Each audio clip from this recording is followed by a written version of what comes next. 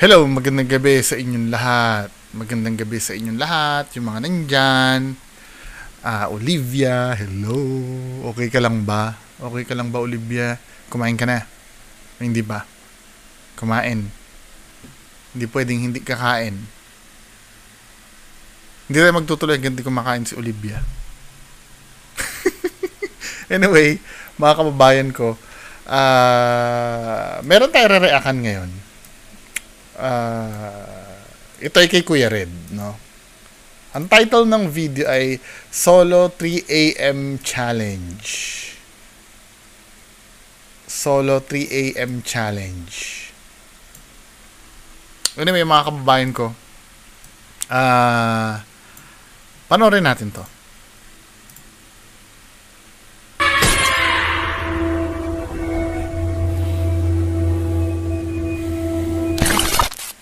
Hello mga idol, ito na naman po ang inyong lingkod si Kuya Red, and welcome na naman po sa another episode ng ating mga nakakatindig balahibo at mga nakakatakot na video. So mga idol, andito tayo ulit. Solo challenge to ngayon. Actually, it's not just a solo challenge. This is a 3 AM challenge. 3 AM Babalikan challenge, natin itong abandonadong punerarya. Yan mga idol. Kapag solo challenge to, parang alam mo na eh. Diba? Wait lang ha, may chicken lang ako. May chicken lang ako, ha? Wait lang ha. Check. Kung solo, 'di ba? Yung punerarya, asan na dito yung punerarya? Sa yung 3 AM challenge. Tingnan nga natin to, men. So, ito punerarya din to eh.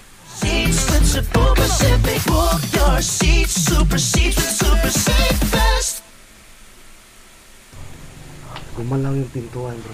Wow! Para yung bintana. Wow! Uy, baka mamaya dagana naman yun, men, ha? Para yung bintana. Nakuha ng ano ko. Nakuha ng kamera. Natay ang ano dyan. So, ito, no? So, same lugar ito ng Sinolo Challenge ni Kuya Red. Diba? Play nga natin to. Po, sa another episode ng ating mga nakakatindig balahibo at mga nakakatakot na video. Yan mga idol. So, andito tayo ngayon sa isang abandonadong funeral homes. Kung saan dito, sobrang dami yung mga nagpapakita. So, meron dito nakaputi, may nakakulay itim. So, tingnan nga natin to. Solo AM. So, same to kasi magkaparehas yung damit ni Kuya Red netong sino mga kasama niya ba dito? Hanggang ngayon, niniwala ang mga karamihan na ito ay mga kaluluwa na hindi natahimik. So, pupuntahan natin to ngayon, gagamit tayo ng mga equipment natin at magbabaka sakali tayo na baka mayroong mga kaluluwa na nakulong ay pwede nating matulungan na mapatawid sa kabila. Kaya lang kagandahan dito, hindi ako nag-iisa. Kasama natin si Reborn Adventure.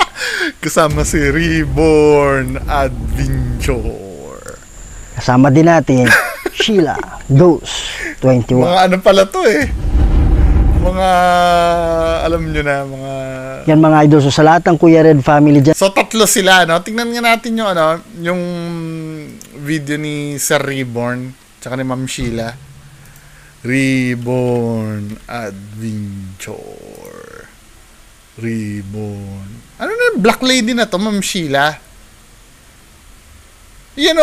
Kita nyo ha, di ba napalayas na nila, pero may Black Lady house na naman sila uli na nangyari. Di ba yung sinasabi ko sa inyo eh, walang silbi, pero dun tayo kay Sir Reborn Adventure. Tungkol doon sa funeral na yon para malaman natin yung timeline. Nag 3 AM challenge si Kuya Red eh. Abandoned bar. Dali lang nga yung sa may punerarya. Health center. Tingnan natin ha. Wait lang. Davao Mining Haunted House.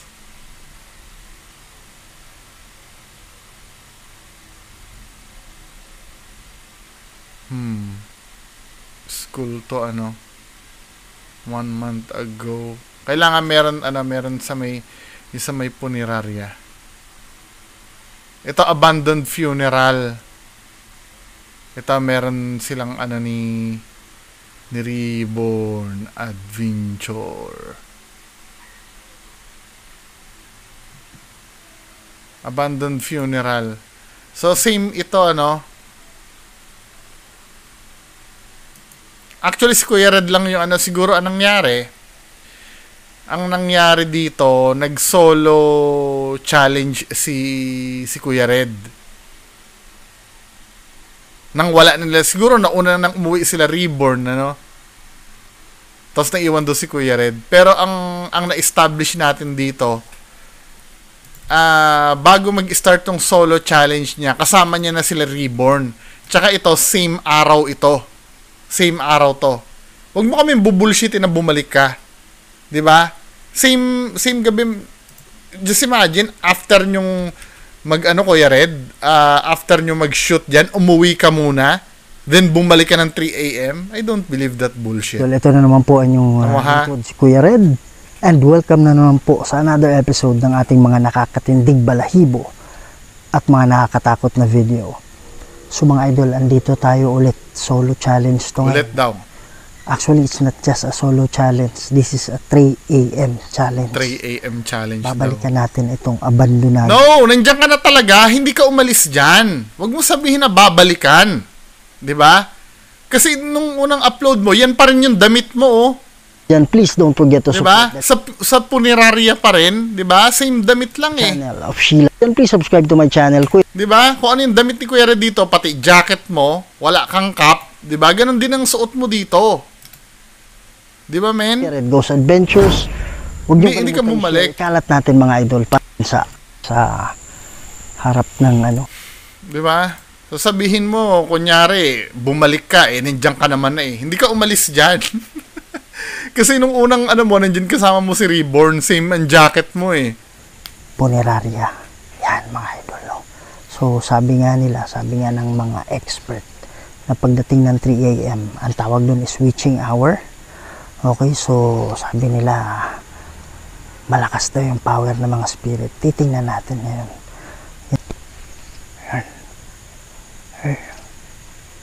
Oh.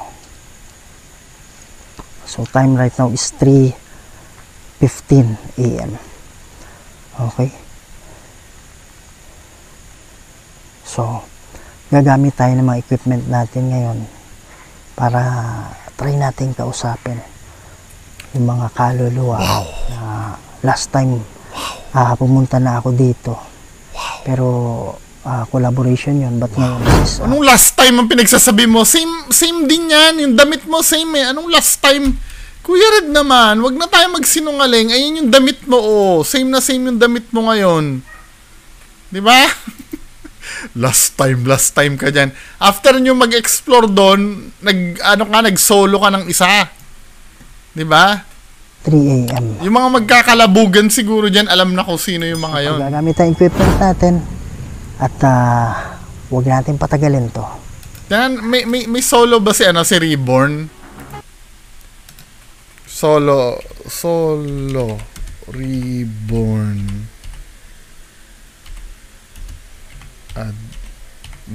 Adventure.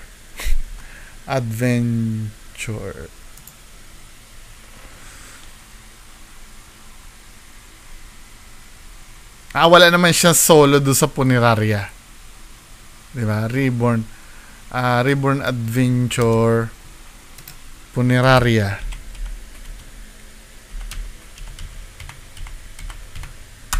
Titingnan natin,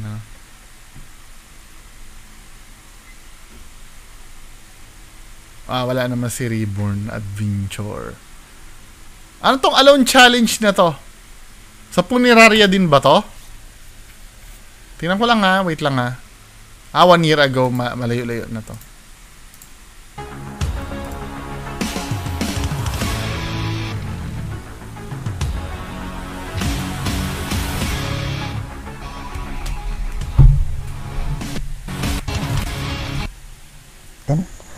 So ito, kahit naka-English to, pwede namang pumili sila ng mga salita dito. Yun nga yung spirit talker na yun, English yung binubuga. So ang gagawin lang ng multo doon, pipili lang. Hindi niya i-comprehend yung pipiliin niyang word, basta pumili lang siya doon. So anong sense ng communication? Halimbawa, paano kung hindi nakapag-aral yung multo? Tapos ang sinasabi ni Kuya Red, mamimili ng word, di ba? Mamimili ng word. When you say mamimili ng word, as in namili lang talaga, hindi niya iniintindi yung word na pipiliin niya. So anong sense ng communication natin ngayon? Di ba? Huwag mo sabihin na nako-comprehend niya yung word na pipiliin niya. Paano kung hindi nakapag-aral yung multo? Paano kung hindi marunong mag-English yung multo? Kasi sa Pilipinas tayo eh. 'Di ba? Yun ay mga katanungan lang naman po Ngayon kung merong scientific explanation doon, 'di ba? Please feel free to explain diyan sa baba. Klaro ninyo. Siguro gagamitin ko yung isang natin. Isang flashlight natin kasi mas klaro yan. Yan. Andali. Yan mga idol. Ito mas klaro to. Yan. Magandang umaga sa inyo. Yan mga idol, so yung mga manok. Wow. Mga manok. Keep the camera on. Keep the camera on. Oo po. Naka-record po tayo. Wow. Wow. Kung merong mga kaluluwa na nandito ngayon, andito ako para bumisita lang. Wow. Mga idol, sobrang lamig. Sobrang lamig, grabe.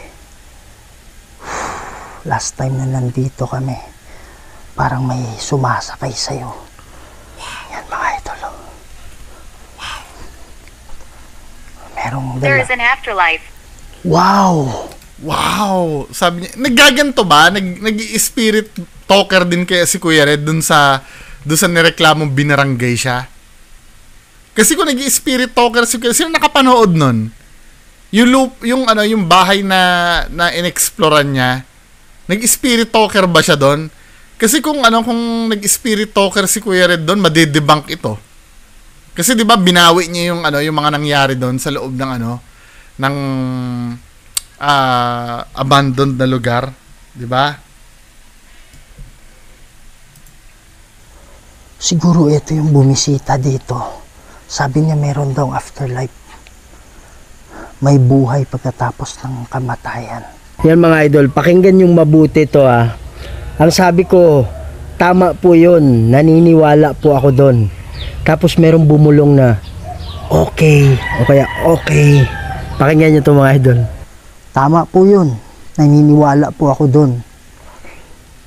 Kayo, tama po yun. Naniniwala po ako doon.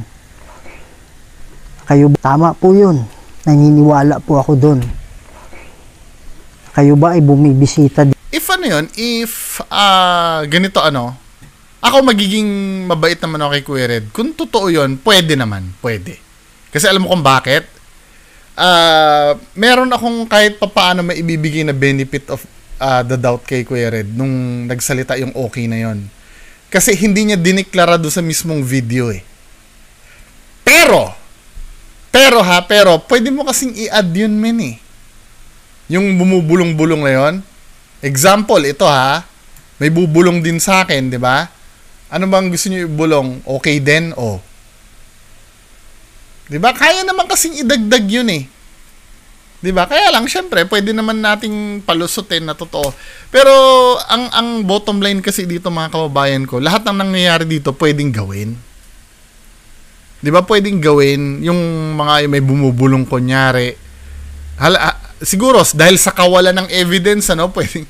Kasi ganito ang nangyayari kasi, kilala si Kuya Red talagang namimeke. Kaya tuloy halimbawa, yung mga gagawin niya, nakaduda-duda na. Di ba, men? Hope you understand, ano, yung kung bakit gano'n na lang ang pagkaduda ko kay Kuya Red. Ito kahit pa para bibigyan ko ng benefit of the doubt. Ngayon, ang tanong, totoo ba yon? Hindi ko alam. Kasi pwede naman pekein yun eh. Di ba? Pero hindi ko sasabihin peke. Di ba? Dinemonstrate ko naman siya. Isa pa. Baka mamaya sabihin nyo, hindi ko kayang gawin eh. O yan, bubulong ng okay. 1, 2, 3. Di ba? Meron naman nagagawa na ganyan, men.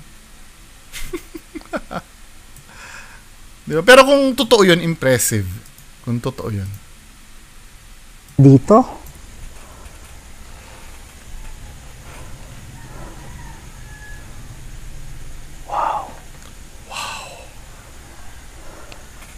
Yan. Nag-stop daw record ng camera niya. Yan mga idol, no, hindi ko namalayan biglang namatay yung camera natin. Ano yung problem doon sa hindi mo namalayan na biglang Mga idol, no, hindi ko biglang namatay yung camera mo? Kung hindi mo namalayan yan, ito ha, tingnan mo kung paano namatay yung camera ni Kuya Red. Yan. Di ba, same spot, nakikita niyo yung table na yan, na,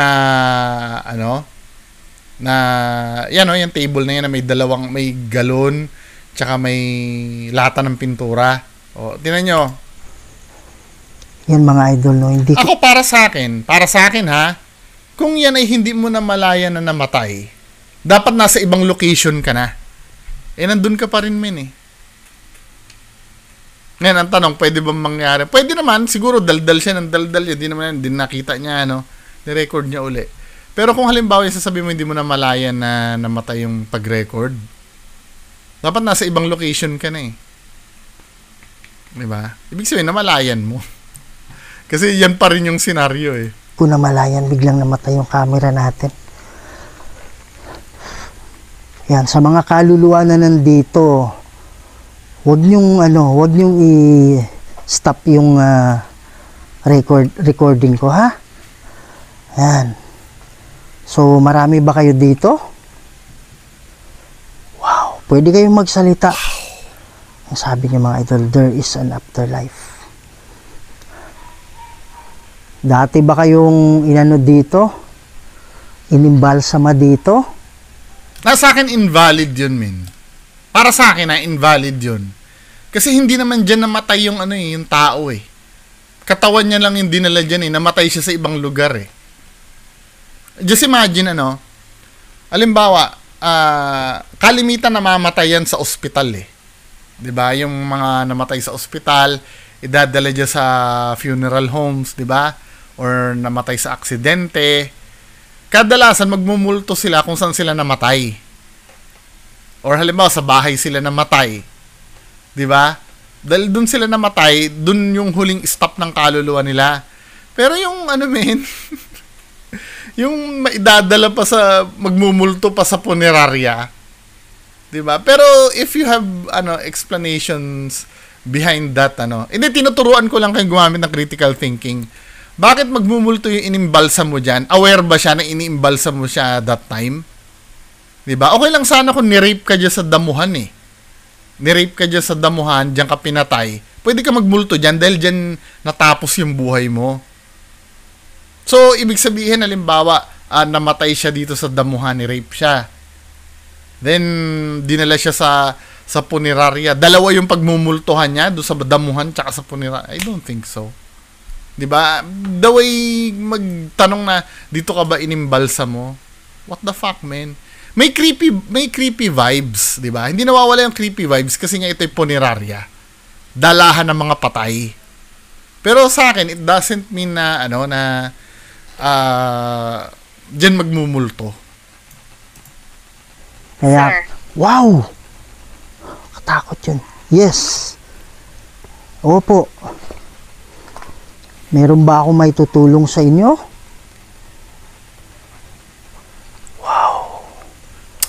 Irritated. Wow. Kahit walang nangyayari eh. Wow. Tapos pagka na barangay, sasabihin mga daga lang yun, Di ba, men? Yun ang nakakabuisit sa part eh. Di ba, matapos tayong, wow. Ganun tayo ng ganun, tapos biglang mamaya babawiin pag na barangay eh. Grabe to mga idol. They did spells. They did spells? Hanggang dito lang tayo ha. Yan. Kasi ito lang yung peak eh. Ito lang yung peak ng ano eh. Lilipat Pwede tayo ba doon sa isang kayong video. magparamdam? Kung andito man kayo?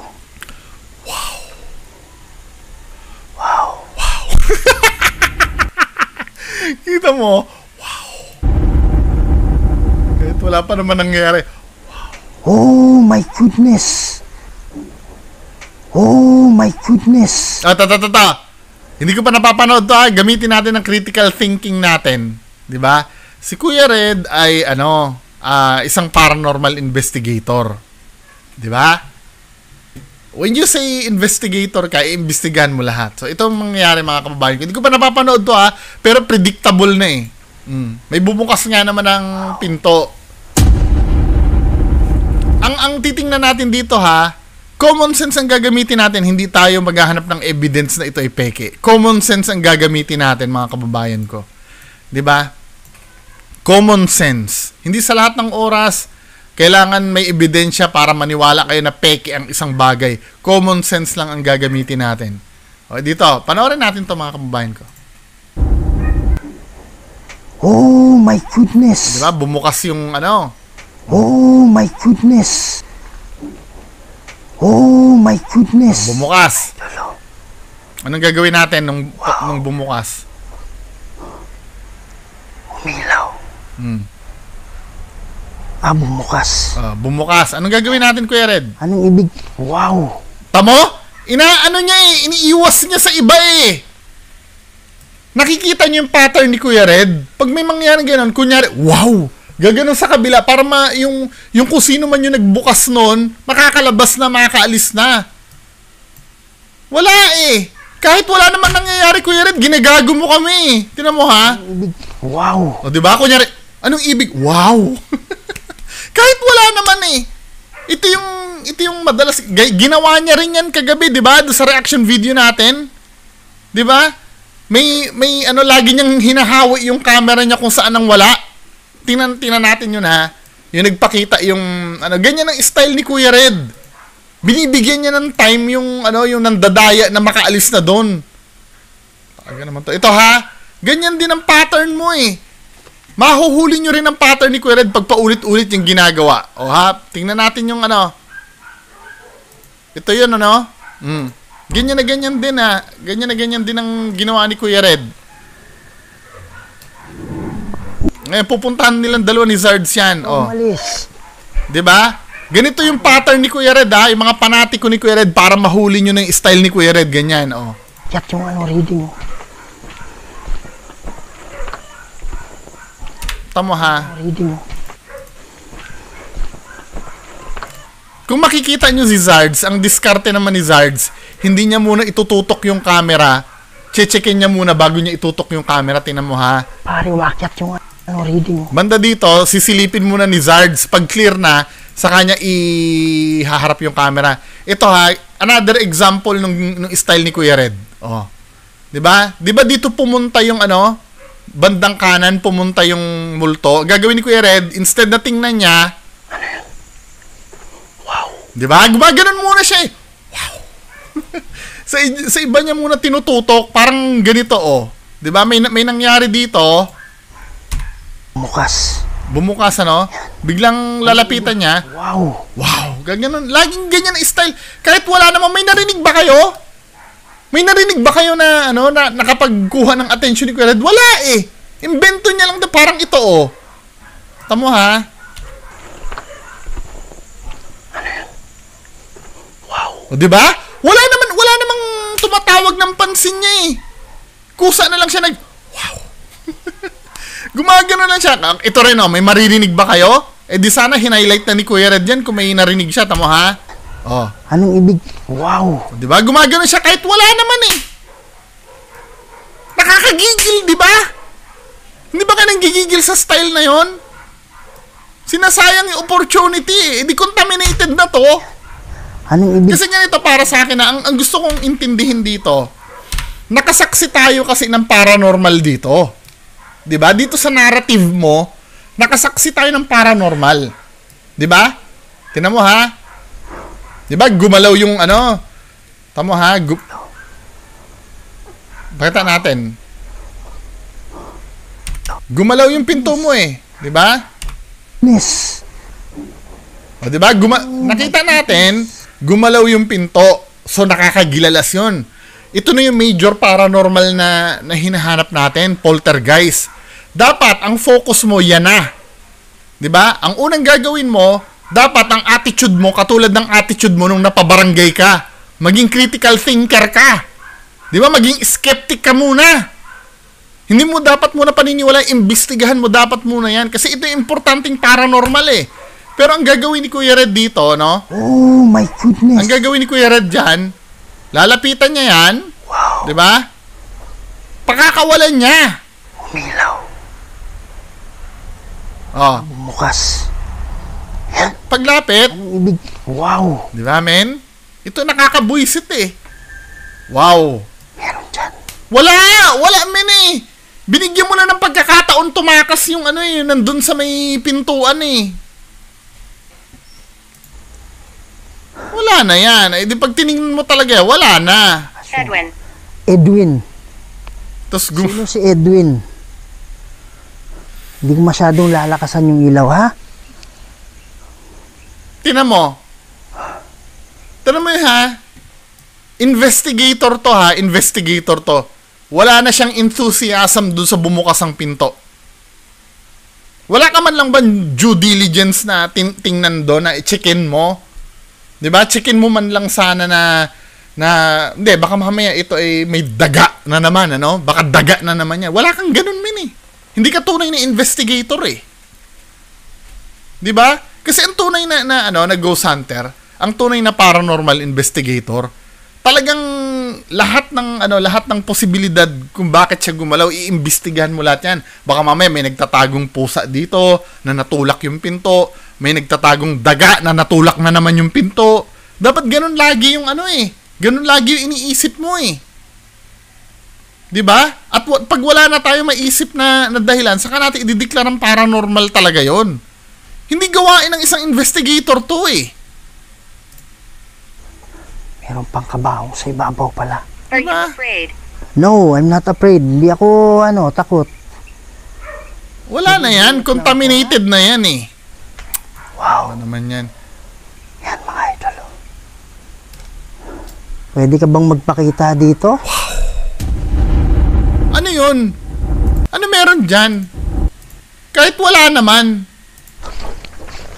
Woo! Ano na naman yun? Eh, di sana sinabi mo na dyan sa Sinabi mo na dyan sa video. Tingnan nga natin. Kung meron. Minsan, style nyo na lang yan eh. O, tingnan natin. Anong meron dyan?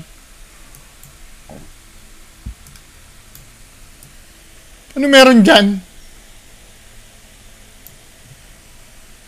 Ano meron dyan? Paredolya yan, men eh. Diba? Pixelation yun eh. Tsaka wala naman yan eh. Wow. Dito? Wow. Dito? Wait lang ha. Wait. Mukhang meron nga yata. Wait lang ha. Idol. Oh. Pwede ka bang magpakita dito?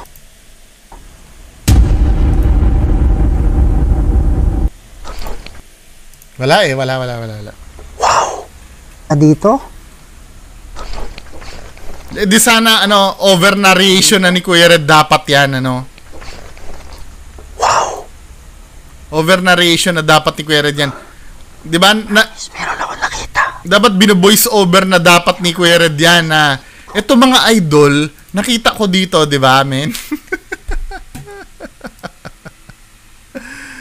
Ang bihira. Meron ako nakita sa gilid ng ulo ko, mga idol, kanina. Wala.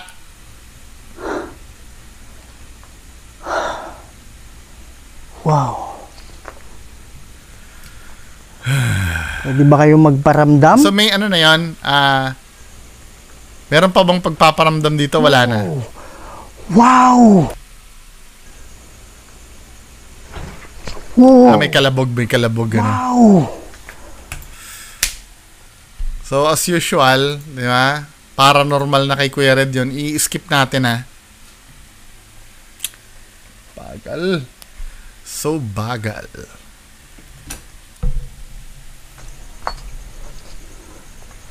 Ano ba yung nasa likod? Baka may ahas eh. Paano ba daraan dito?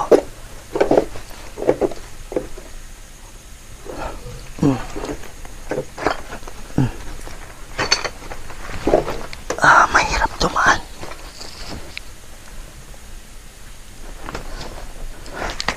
We're enjoying this.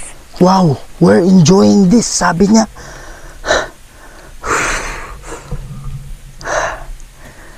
Na-enjoy nyo ba?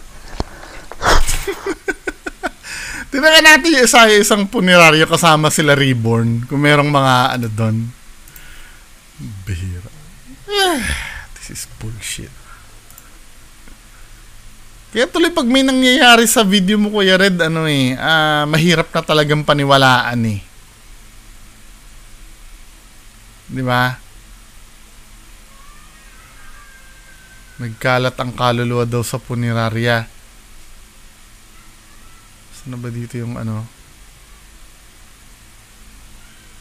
So ang nangyari dito sa dito sa video yung isa, magkaibang 2 months ago mo in-upload. Then ngayon mo lang i-upload. Ang galing nyo ha, ang galing ng diskarte nyo. Pero same pa rin yung biro mo, 2 months ago yun ang damit ni Kuya Red. Then 1 month, 'di ba? Ito na yung isang video.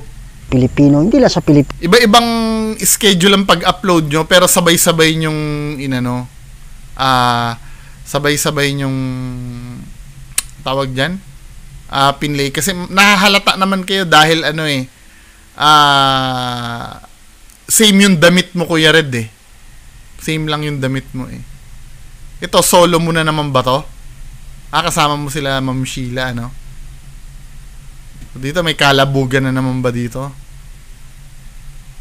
Walang most viewed part eh.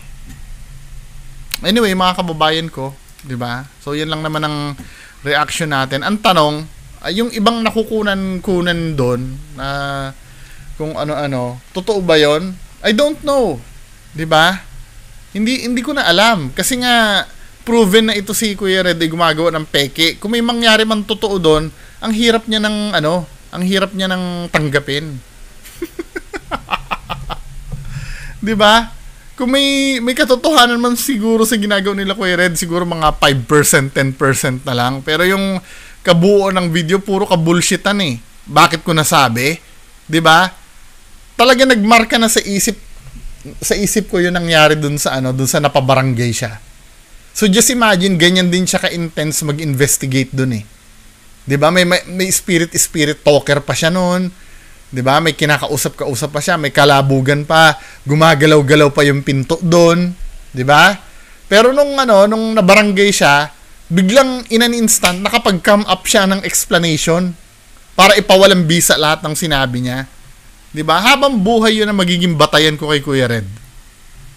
Kaya hindi na kahit nga siguro 10% or 5%, mahirap nang bigyan to ng pagkakatiwala eh. 'Di ba? Kasi once talaga na nahuli ka sa ganyan, 'di ba? Pwede ka naman bumalik talaga kung tutuusin lang. Lahat naman tayo deserve natin ng second chance eh. Pero syempre hindi na may iwasan mag-isip ng tao sa 'yo. 'Di ba? Problema mo na 'yung kung paano magi-gain uli ang trust ng mga tao.